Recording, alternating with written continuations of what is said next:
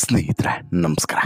ಒಂದು ಕಡೆ ಕನ್ನಡ ಚಿತ್ರರಂಗ ಸಾಲು ಸಾಲು ಸಮಸ್ಯೆಗಳ ನಡುವೆ ಬಿದ್ದು ಒದ್ದಾಡ್ತಿದ್ರೆ, ಮತ್ತೊಂದು ಕಡೆ ಕಲಾವಿದರ ಸಂಘದಲ್ಲಿ ಒಂದು ಅದ್ಭುತವಾದಂಥ ವಾತಾವರಣ ನಿರ್ಮಾಣ ಆಗಿತ್ತು. ಬುಧವಾರ ಕಲಾವಿದರ ಸಂಘ ಒಂದು ವಿಶೇಷವಾದಂತಹ ನಂಬಿಕೆಗೆ, ಭಕ್ತಿಗೆ, ಒಂದು ರೀತಿಯಲ್ಲಿ ಎಲ್ಲ ಕಲಾವಿದರು ಅಂದರೆ ಅಲ್ಲಿ ಸೇರಿದಂಥ ಎಲ್ಲ ಕಲಾವಿದರು ಭಕ್ತಿ ಪರವಶದಲ್ಲಿ ಮುಳುಗುವಂತೆಯೂ ಕೂಡ ಆಗಿತ್ತು. ಮತ್ತು ಅಲ್ಲಿ ಒಂದಷ್ಟು ದೈವದ ಮಾತುಗಳನ್ನು ಕೇಳಿದಾಗ ಸಾಕಷ್ಟು ಅಚ್ಚರಿ ಪಡುವಂತಹ ಘಟನೆಗಳು ಕೂಡ ನಡೆದು ಹೋಗಿತ್ತು. ಜೊತೆಗೆ ಈ ಕಲಾವಿದರ ಸಂಘದಲ್ಲಿ ಒಗ್ಗಟ್ಟಿಲ್ಲ ಮತ್ತು ಹಣದ ಅಮಲು ಮತ್ತು ಪಾಪ್ಯುಲಾರಿಟಿಯ ಅಮಲಿನಲ್ಲಿ ದೇವರುಗಳ ಬಗ್ಗೆ ನಂಬಿಕೆಯೂ ಇಲ್ಲ, ಅದರ ಬಗ್ಗೆ ಒಂದು ಭಕ್ತಿ ಗೌರವವೂ ಕೂಡ ಇಲ್ಲ ಅನ್ನೋದು ಸಹಜವಾಗಿ ಅಲ್ಲಿ ವ್ಯಕ್ತವಾದಂತಹ ದೈವದ ಅಭಿಪ್ರಾಯ. ಹಾಗೆಯೇ ಒಂದಷ್ಟು ಅಪಸ್ವರಗಳು ಕೂಡ ಕೇಳಿ ಬಂದಿತ್ತು, ಒಂದಷ್ಟು ಅನುಮಾನಗಳು ಕೂಡ ಮೂಡಿ ಬಂದಿತ್ತು. ಯಾಕಂತ ಹೇಳಿದ್ರೆ ಇಲ್ಲಿ ಈ ಇಡೀ ಕಾರ್ಯಕ್ರಮವನ್ನು ಆಯೋಜನೆ ಮಾಡಿದಂಥವ್ರು ಹೇಳ್ತಾ ಇದ್ದಿದ್ದೇನೋ ಇದು ಇಡೀ ಕನ್ನಡ ಚಿತ್ರರಂಗಕ್ಕೋಸ್ಕರ ಮಾಡಿದ್ದು ಅಂತೇಳಿ, ಆದರೆ ಬಂದಂಥ ಆಪಾದನೆ ಏನೋ ದರ್ಶನ್ಗೋಸ್ಕರ ಮಾಡಿದ್ದು ಅಂತೇಳಿ. ಆದರೆ ಇಲ್ಲ, ಕೇವಲ ದರ್ಶನ್ಗೋಸ್ಕರ ಈ ಪೂಜೆ ಪುನಸ್ಕಾರವನ್ನು ಮಾಡಲಿಲ್ಲ. ಇಡೀ ಕಲಾವಿದರ ಸಂಘ ಮತ್ತು ಇಡೀ ಕನ್ನಡ ಚಿತ್ರರಂಗ ಒಂದು ಬದಲಾವಣೆಯನ್ನು ಕಾಣಬೇಕು, ಎದುರಿಸ್ತಿರುವಂತಹ ಸಮಸ್ಯೆಗಳಿಗೆ ಪರಿಹಾರ ಸಿಗಬೇಕು, ಇಲ್ಲಿ ಆಗ್ತಿರುವಂತಹ ಬೇರೆ ಬೇರೆ ಗೊಂದಲಗಳು ಅಥವಾ ಬೇರೆ ಬೇರೆ ಸಮಸ್ಯೆಗಳಿಗೆ ಪರಿಹಾರ ಸಿಗಬೇಕು ಅನ್ನೋಂಥ ನಿಟ್ಟಿನಲ್ಲಿ ಬೆಂಗಳೂರಿನ ಚಾಮರಾಜಪೇಟೆಯಲ್ಲಿರುವಂತಹ ಕಲಾವಿದರ ಸಂಘದ ಕಟ್ಟಡದಲ್ಲಿ ಸರ್ಪಶಾಂತಿಯನ್ನು ಮಾಡಲಾಯಿತು. ಜೊತೆಗೆ ನಾಗದೇವರ ಆರಾಧನೆಯನ್ನು ನಡೆಸಿ ನಾಗದೇವರ ದರ್ಶನವನ್ನು ಕೂಡ ಮಾಡಿಸಲಾಯಿತು. ಅಲ್ಲಿ ಹೇಳಿಕೆ ಕೇಳಿಕೆ ಎಲ್ಲವೂ ಕೂಡ ನಡೀತು. ಈ ಸಂದರ್ಭದಲ್ಲಿ ಸಾಕಷ್ಟು ಅಚ್ಚರಿಯ ಘಟನೆಗಳು ಕೂಡ ನಡೆದು ಹೋಯಿತು. ಆ ಎಲ್ಲ ಘಟನೆಗಳು ಏನೇನು, ಜೊತೆಗೆ ಈ ಕಾರ್ಯಕ್ರಮದಲ್ಲಿ ಭಾಗಿಯಾದವರೇನು, ಈ ಕಾರ್ಯಕ್ರಮದಲ್ಲೂ ಕೂಡ ಒಗ್ಗಟ್ಟು ಅನ್ನೋದು ಯಾಕೆ ಪ್ರದರ್ಶನ ಆಗಲಿಲ್ಲ, ಇದೇ ಕನ್ನಡ ಚಿತ್ರರಂಗಕ್ಕೆ ಇವತ್ತು ಮುಳುವಾಗಿರೋದಾ, ಇದೆಲ್ಲದರ ಬಗ್ಗೆನೂ ಕೂಡ ರೋಚಕ ಸ್ಟೋರಿಯನ್ನು ನಿಮ್ಮ ಮುಂದೆ ಇಡ್ತಾ ಹೋಗ್ತೇನೆ. ಅದಕ್ಕಿಂತ ಮುಂಚೆ ನೀವಿನ್ನೂ ಕೂಡ ನಮ್ಮ ಚಾನಲನ್ನು ಸಬ್ಸ್ಕ್ರೈಬ್ ಮಾಡಿಲ್ಲ ಅಂದರೆ ದಯವಿಟ್ಟು ಈ ಕೂಡಲೇ ಸಬ್ಸ್ಕ್ರೈಬ್ ಮಾಡಿ ಸ್ನೇಹಿತರೆ. ನೋಡಿ, ಬೆಂಗಳೂರಿನಲ್ಲಿ ಚಾಮರಾಜಪೇಟೆಯಲ್ಲಿ ಒಂದು ಕಟ್ಟಡ ಇದೆ, ಅದು ಕಲಾವಿದರ ಸಂಘದ ಕಟ್ಟಡ. ಇಲ್ಲಿ ಬುಧವಾರ ಒಂದು ವಿಶೇಷವಾದಂತಹ ಸಂಭ್ರಮ ಮನೆ ಮಾಡಿತ್ತು. ಒಂದು ಭಕ್ತಿ ಭಾವದ ಪರವಶವಾಗುವಂತಹ ಸನ್ನಿವೇಶ ನಿರ್ಮಾಣ ಆಗಿತ್ತು. ಪೂಜೆ ಪುನಸ್ಕಾರ, ಹೋಮ ಹವನ, ಜೊತೆಗೆ ನಾಗದರ್ಶನ ಎಲ್ಲವೂ ಕೂಡ ಏರ್ಪಡಿಸಲಾಗಿತ್ತು. ಕಾರಣ ಕನ್ನಡ ಚಿತ್ರರಂಗಕ್ಕೆ ಈಗ ತಲೆದೋರಿರುವಂತಹ ಸಮಸ್ಯೆಗಳ ಸರಮಾಲೆಗಳು. ಹೌದು, ಇದೇ ಕಟ್ಟಡದಲ್ಲಿ ಸರ್ಪಶಾಂತಿಯನ್ನು ಮಾಡಿ ನಾಗದೇವರ ಆರಾಧನೆಯನ್ನು ಕೂಡ ನಡೆಸಲಾಯಿತು. ಸಿನಿಮಾ ರಂಗಕ್ಕೆ, ಕಲಾವಿದರಿಗೆ ಎದುರಾಗಿರುವಂತಹ ನಾಗದೋಷ ನಿವಾರಣೆಗೆ ಈ ನಾಗದರ್ಶನವನ್ನು ಮಾಡಿ ಇಲ್ಲಿ ಒಂದಷ್ಟು ಸಮಸ್ಯೆಗಳಿಗೆ ಉತ್ತರ ಪಡೆಯುವಂಥ ಪ್ರಯತ್ನವನ್ನು ಕೂಡ ಮಾಡಲಾಯಿತು. ಇದೇ ಸಂದರ್ಭದಲ್ಲಿ ಹಿರಿಯ ನಟಿ ಜ್ಯೋತಿ ಅವರ ಮೈಮೇಲೆ ದೈವದ ಆಹ್ವಾನೆಯೂ ಕೂಡ ಆಯಿತು ಅನ್ನೋದನ್ನು ಗಮನಿಸಬೇಕು. ಸದ್ಯ ಸಾಲು ಸಾಲು ಕನ್ನಡ ಸಿನಿಮಾಗಳು ಸೋಲ್ತಾ ಇದ್ದಾವೆ. ಸಂಕಷ್ಟದ ಸುಳಿಯಲ್ಲಿ ಕನ್ನಡ ಚಿತ್ರರಂಗ ಇದೆ. ಸಾಕಷ್ಟು ಥಿಯೇಟರ್ಗಳು ಮುಚ್ತಾ ಇದ್ದಾವೆ. ಈ ಕಾರಣಕ್ಕಾಗಿಯೇ ಚಿತ್ರರಂಗದ ಒಳಿತಿಗಾಗಿ ಮತ್ತು ಉಳಿವಿಗಾಗಿ ಕಲಾವಿದರ ಸಂಘ ಹೋಮ ಹವನವನ್ನು ಮಾಡಿಸಿದೆ. ಸ್ಯಾಂಡಲ್ವುಡ್ ಕಲಾವಿದರ ಅಭಿವೃದ್ಧಿ ಮತ್ತು ಒಟ್ಟಾರೆಯಾಗಿ ಸ್ಯಾಂಡಲ್ವುಡ್ನ ಅಭಿವೃದ್ಧಿ, ಶಾಂತಿ, ನೆಮ್ಮದಿಗಾಗಿ ಈ ಹೋಮ ಮತ್ತು ಆಶ್ಲೇಷ ಬಲಿ ಮತ್ತು ಮೃತ್ಯುಂಜಯ ಹೋಮ, ಸರ್ಪಶಾಂತಿ, ನಾಗದೇವರ ವಿಶೇಷ ಪೂಜೆಯನ್ನು ನೆರವೇರಿಸಿ ನಾಗದೋಷ ನಿವಾರಣೆಯ ಪೂಜೆಯನ್ನು ಕೂಡ ಮಾಡಿ ನಾಗದರ್ಶನವನ್ನು ಕೂಡ ಮಾಡಲಾಯಿತು. ನಂತರ ಒಂದಷ್ಟು ಉತ್ತರಗಳನ್ನು, ಅಂದರೆ ಈ ಸಮಸ್ಯೆಗಳಿಗೆ ಉತ್ತರ ಪಡಿಬೇಕಲ್ವ, ಅದನ್ನು ಕೂಡ ಮಾಡಲಾಯಿತು. ಕನ್ನಡ ಚಿತ್ರರಂಗಕ್ಕೀಗ ಕಾರ್ಮೋಡ ಕವಿದಂತಾಗಿದೆ. ಪ್ರತಿಭಾವಂತ ನಟರ ಸಾಲು ಸಾಲು ಸಿನಿಮಾಗಳೇ ಸೋಲ್ತಾ ಇದ್ದಾವೆ. ಖ್ಯಾತ ನಟ ನಟಿಯರನ್ನಿಸ್ಕೊಂಡವರು ಒಂದಿಲ್ಲೊಂದು ಸಮಸ್ಯೆಗಳಲ್ಲಿ ಸಿಲುಕಿಕೊಳ್ತಾ ಇದ್ದಾರೆ. ಇದರೆಲ್ಲ ಜೊತೆಗೆ ಆಂತರಿಕ ಕಲಹ, ಒಗ್ಗಟ್ಟು ಇಲ್ಲದೆ ಇರೋದು ದೊಡ್ಡ ಸಮಸ್ಯೆ ಆಗಿದೆ. ಸೊ ದಟ್ ಇದಕ್ಕೆಲ್ಲ ಪರಿಹಾರ ಅಂತ ಹೇಳಿದ್ರೆ ಪೂಜೆ ಹೋಮ ಅನ್ನುವಂಥ ಕಾರಣಕ್ಕೋಸ್ಕರ ಅಂತಿಮವಾಗಿ ಕಲಾವಿದರ ಸಂಘದಲ್ಲಿ ಇಂಥದ್ದೊಂದು ನಿರ್ಧಾರವನ್ನು ಹಿರಿಯ ನಟರಾದಂಥ ದೊಡ್ಡಣ್ಣ, ರಾಕ್ಲೈನ್ ವೆಂಕಟೇಶ್ ಸೇರಿದಂತೆ ಒಂದಷ್ಟು ಜನ ಸೇರಿಕೊಂಡು ಒಂದು ತೀರ್ಮಾನವನ್ನು ತೆಗೆದುಕೊಳ್ತಾರೆ. ಇದಕ್ಕೆ ಪೂರಕವಾಗಿ ಒಂದು ದರ್ಶನವನ್ನು ಕೂಡ ಮಾಡ್ತಾರೆ. ದರ್ಶನ ಮಾಡಿ ಅಲ್ಲಿ ಸೃಷ್ಟಿಯಾಗಿರುವಂಥ ಸಮಸ್ಯೆಗಳಿಗೆ, ಏನೆಲ್ಲ ಸಮಸ್ಯೆಗಳು ಸೃಷ್ಟಿಯಾಗಿದ್ದಾವೆ ನೋಡಿ, ಅದಕ್ಕೆ ಒಂದು ಪರಿಹಾರವನ್ನು ಕೂಡ ಪಡೆಯುವಂತಹ ನಿಟ್ಟಿನಲ್ಲಿ ಪೂಜೆ ಪುನಸ್ಕಾರ, ಹೋಮ ಹವನ ಎಲ್ಲವನ್ನು ಕೂಡ ಮಾಡ್ತಾರೆ. ಈ ಸಂದರ್ಭದಲ್ಲಿ ಜಗ್ಗೇಶ್ ಕೂಡ ಭಾಗಿಯಾಗಿದ್ದು ವಿಶೇಷ. ಇನ್ನೊಂದು ಕಡೆ ಈ ಪೂಜೆ ಪುನಸ್ಕಾರಕ್ಕೆ ಮತ್ತೊಂದು ಹೆಸರು ಕೂಡ ಅಂಟಿಕೊಂಡಿತ್ತು, ಅದು ದರ್ಶನ್ಗಾಗಿ ಮಾಡ್ತಿರುವಂಥ ಪೂಜೆ ಪುನಸ್ಕಾರ ಅಂತೇಳಿ. ಇದು ಇಲ್ಲ ಇಲ್ಲ ಅಂತೇಳಿ ಎಷ್ಟೇ ಹೇಳಿದ್ರು ಕೂಡ ಒಂದಷ್ಟು ಜನ ಸಮರ್ಥನೆ ಮಾಡಿಕೊಂಡ್ರು. ಆಯಿತು, ದರ್ಶನ್ಗೆ ಅಂತಲೇ ಇಟ್ಕೊಳ್ಳಿ, ಏನು ಇವಾಗ ಅಂತಲೂ ಕೂಡ ಕೇಳಿದ್ರು. ಇನ್ನೊಂದಷ್ಟು ಜನ ಯಾವ ಕಾರಣಕ್ಕೂ ಕೂಡ ದರ್ಶನ್ಗಲ್ಲ, ಇದು ಒಟ್ಟಾರೆ ಸಿನಿಮಾ ರಂಗಕ್ಕೋಸ್ಕರ ಮಾಡ್ತಿರುವಂಥ ಪೂಜೆ ಅನ್ನೋದನ್ನು ಸ್ಪಷ್ಟಪಡಿಸಿದರು.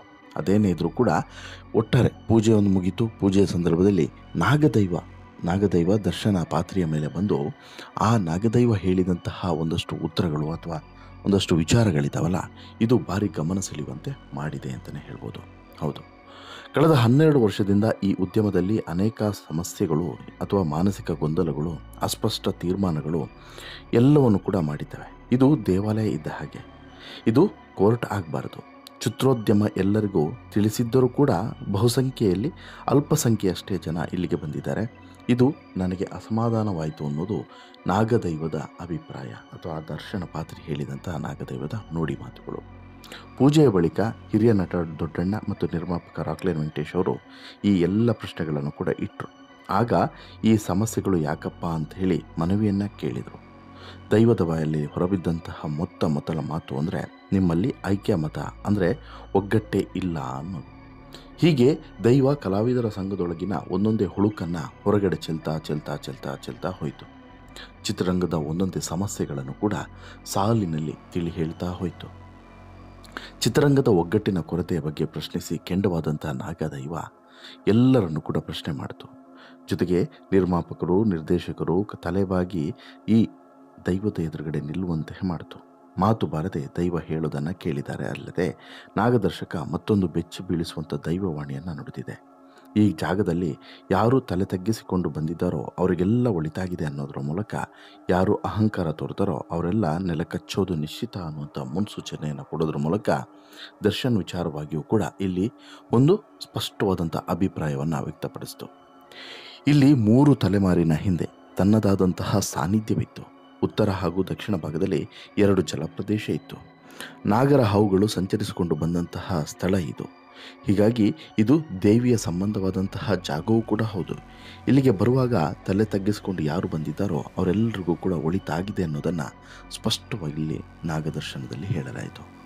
ಮತ್ತೊಂದು ವಿಚಾರಿಸಬೇಕಾದಂತಹ ಮತ್ತು ಗಮನಿಸಲೇಬೇಕಾದಂಥ ಅಂಶ ಏನು ಅಂತ ಹೇಳಿದ್ರೆ, ಯಾವಾಗ ಕಲಾವಿದರ ಸಂಘದಿಂದ ವಿಶೇಷವಾದಂಥ ಸರ್ಪಶಾಂತಿ, ಮೃತ್ಯುಂಜಯ ಹೋಮ, ವಿಶೇಷ ಪೂಜೆ ಮಾಡಿಸಿರ್ತಾರೋ ಆಗ ಎಲ್ಲವೂ ಕೂಡ ಸರಿ ಹೋಗುತ್ತೆ ಅನ್ನುವಂತಹ ನಂಬಿಕೆ ನಿಮ್ಮ ಮನಸ್ಸಲ್ಲೂ ಕೂಡ ಬಂದಿತ್ತಲ್ವ? ಅದು ಸತ್ಯ. ಇನ್ನು ದರ್ಶನ್ ಬಿಡುಗಡೆಗಾಗಿಯೇ ಈ ಪೂಜೆಯನ್ನು ಮಾಡಿಸಿದ್ರಾ ಅಂಥೇಳಿ ಕೇಳಿದ್ರೆ ಖಂಡಿತವಾಗ್ಲೂ ಇಲ್ಲ. ಇದು ದರ್ಶನ್ಗೋಸ್ಕರ ಮಾಡಿದಂಥ ಪೂಜೆ ಅಲ್ಲ. ಇದು ಚಿತ್ರರಂಗ, ಕಲಾವಿದರು ಮತ್ತು ನಮ್ಮ ಈ ಇಡೀ ಸ್ಯಾಂಡಲ್ವುಡ್ನ ಒಳಿತಿಗಾಗಿ ಮತ್ತು ಉಳಿವಿಗಾಗಿ ನಡೆಸ್ತಿರುವಂಥ ಪೂಜೆ ಅನ್ನೋದನ್ನು ಸ್ಪಷ್ಟಪಡಿಸಿದರು. ಹಾಗೆಯೇ ಇಲ್ಲಿ ಸಾಕಷ್ಟು ಜನ ಹಿರಿಯ ಕಲಾವಿದರುಗಳು ಭಾಗಿ ಆಗಿಲ್ಲ ಅನ್ನೋದನ್ನು ಕೂಡ ಅನುಮಾನ ಮೂಡೋದಕ್ಕೆ ಮತ್ತು ಒಗ್ಗಟ್ಟು ಇಲ್ಲ ಅನ್ನೋದಕ್ಕೆ ತೋರಿಸೋದಕ್ಕೆ ಸಾಕ್ಷಿಯಾಯಿತು. ಈ ಬಗ್ಗೆ ಈ ಒಂದು ರಾಕ್ಲೈನ್ ವೆಂಕಟೇಶ್ ಸ್ಪಷ್ಟನೆ ಕೊಡುವಂಥ ಪ್ರಯತ್ನವನ್ನು ಮಾಡಿದರೂ ಕೂಡ ಬಟ್ ಅದಕ್ಕೆ ಉತ್ತರ ಸಿಗಲಿಲ್ಲ. ಹೀಗಾಗಿಯೇ ನಾಗದೈವ ಕಲಾವಿದರಿಗೆ ಮತ್ತೊಂದಷ್ಟು ಪ್ರಶ್ನೆಯನ್ನು ಹಾಕಿ ಕೋಪವನ್ನು ಕೂಡ ಹೊರಗಡೆ ಚೆಲ್ಲಿದೆ ಅಂತಲೂ ಕೂಡ ಹೇಳಬಹುದು. ಯಾಕೆ ಅಂತ ಹೇಳಿದರೆ, ಪ್ರತಿ ಮಾಸ ಈ ಸ್ಥಳದಲ್ಲಿ ಏನು ಮಾಡ್ತಿದ್ದೀರಾ? ಸದಸ್ಯರೆಲ್ಲರೂ ಕೂಡ ಸೇರಿ ಕಲಾವಿದರ ಸಂಘದಲ್ಲಿ ನೀವೆಲ್ಲ ಏನು ಮಾಡ್ತಿದ್ದೀರಾ? ಇದು ಶಾರದೆಯ ಸ್ಥಳ. ಆಡಂಬರ ನನಗೆ ಬೇಡ. ಈ ಹಿಂದೆ ಶಾರದಾ ಪೂಜೆ, ಗಣೇಶ ಚತುರ್ಥಿ, ಅನೇಕ ಧರ್ಮದ ಕಾರ್ಯಗಳು ಈ ಸ್ಥಳದಲ್ಲಿ ನಡೀತಾ ಇತ್ತು. ಈಗ ದೇವರು ಹುಟ್ಟಿದ ದಿನವನ್ನು ಬಿಟ್ಟರೆ ನೀವು ಹುಟ್ಟಿದ ದಿನಾಚರಣೆಯನ್ನು ಆಚರಣೆ ಮಾಡ್ತಾ ಇದ್ದೀರಿ. ಹಿಂದೆ ಪೂಜೆ ಪುನಸ್ಕಾರ ನಡೀತಿದ್ವು. ಆದರೆ ಇದೀಗ ನಿಮ್ಮ ಹುಟ್ಟಿದ ಹಬ್ಬ ಆಚರಿಸ್ಕೊಳ್ತಿದ್ದಾರೆ ಹೊರತು ನಮ್ಮ ಹುಟ್ಟಿದ ಹಬ್ಬವಾಗಲಿ ಅಥವಾ ನಮ್ಮ ದೈವ ಕಾರ್ಯವಾಗಲಿ ಇದ್ಯಾವುದನ್ನು ಕೂಡ ನೀವು ಮಾಡ್ತಿಲ್ಲ. ನಿಮ್ಗೆ ಯಾವುದು ಇದು ಬೇಕಾಗಿಯೂ ಇಲ್ಲ ಅನಿಸುತ್ತೆ ಅಲ್ವಾ ಅಂತಲೂ ಕೂಡ ಕಾರವಾಗಿ ನಾಗದೈವ ಪ್ರಶ್ನೆಯನ್ನು ಮಾಡುತ್ತೆ. ಇನ್ನು ಕಲಾವಿದರ ಸಂಘ ನಾಗದೈವದ ಬಳಿ ಸಂಕಷ್ಟ ನಿವಾರಣೆಯ ಸಲಹೆಯನ್ನು ಕೇಳಿತು. ಯಾಕಾಗಿ ಈ ಸಂಕಷ್ಟ ಎದುರಾಗ್ತಿದೆ ಅನ್ನುವಂಥ ಪ್ರಶ್ನೆಯನ್ನು ಕೇಳಿದಾಗ ನಾಗದೈವ ಒಂದು ವಿಶೇಷವಾದ ಅಥವಾ ವಿಚಿತ್ರವಾದಂಥ ಉತ್ತರವನ್ನು ಕೊಡ್ತು. ನಾಗದೋಷ, ದೇವಿ ದೋಷ ಇದೆಲ್ಲವುಗಳಿಂದ ಚಿತ್ರರಂಗದಲ್ಲಿ ವೈಷಮ್ಯ, ವೈಮನಸ್ಸು ಉಂಟಾಗಿದೆ ಅನ್ನೋದು. ಈ ಭೂಮಿ, ಈ ನೆಲದ ಪಾವಿತ್ರ್ಯತೆಯನ್ನು ಹಾಳು ಮಾಡೋದಕ್ಕೆ ನಾನು ಬಿಡೋದಿಲ್ಲ. ಇದು ನಾಗರ ಕಂದ.